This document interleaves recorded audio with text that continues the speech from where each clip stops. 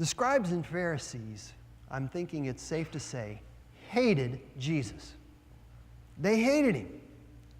But the people loved him. The scribes and Pharisees had this rigid law. You have to do this. And not only did they have this rigid law, but Jesus would call them out on it. Because you see, there were times where he called them hypocrites. You say this, you do this, you do this, you do the other. Yet you found this loophole because you're legal. And legally you can do this. The people were burdened by everything that they had and by these laws that were being put on them. But here's the deal.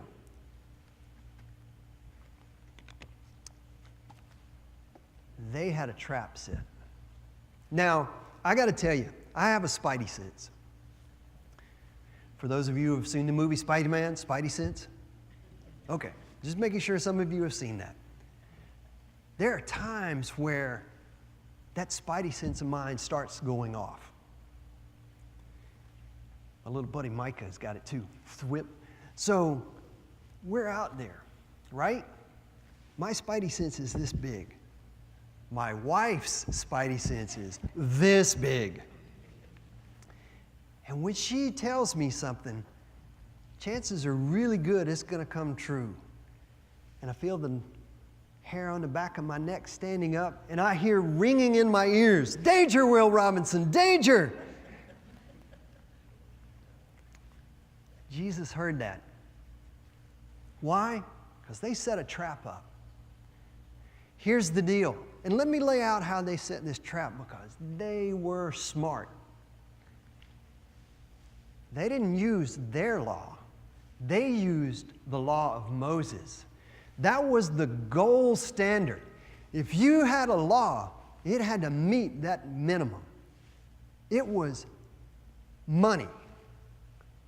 Moses' law said, she has to be stoned.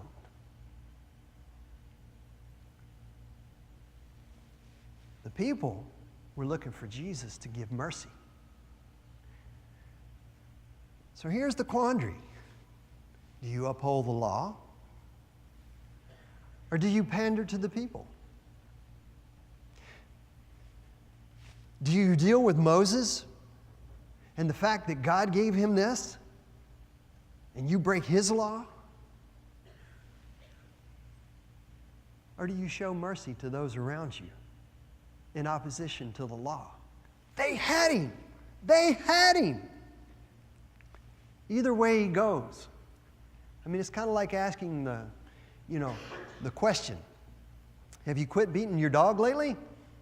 Well, if you say no, then that means you're still beating your dog. If you say yes, then it means you beat your dog. There's no winning this, right? They had him. So what does Jesus do? He starts writing in the dust. He writes a little bit. And here's this woman.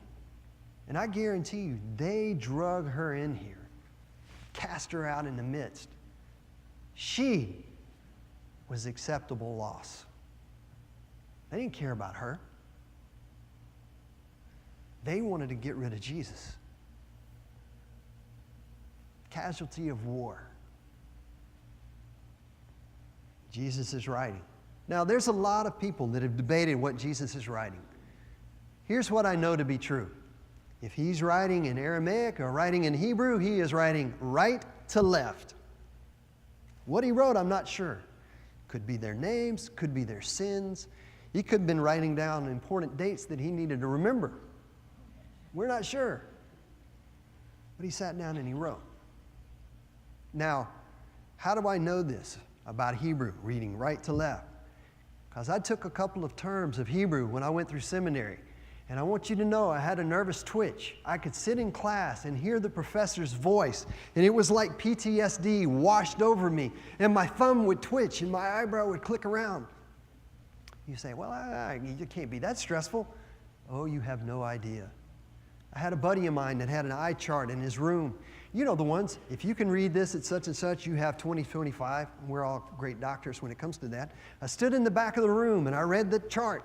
read it right across. And he looked at me in horror. He says, "Oh my gosh, you can't see anything." I said, "What do you mean?" He said, "You only got one letter right." I said, "No, man, I got them all right." I read it off again. There were 7 letters on this chart. And as I read them right to left, he read them left to right. Guess which letter I got right? The one right in the middle. Oh my gosh. The traumas of Hebrew.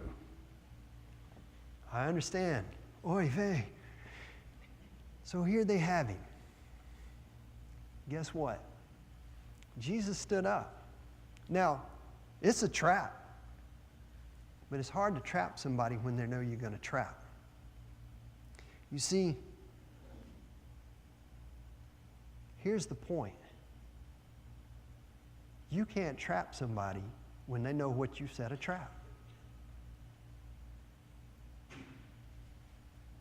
Jesus looked at them and said, "I've got to uphold the law, and I need to make sure that the people understand I'm full of mercy and grace. The first one of you that doesn't have sin, you can throw the rock."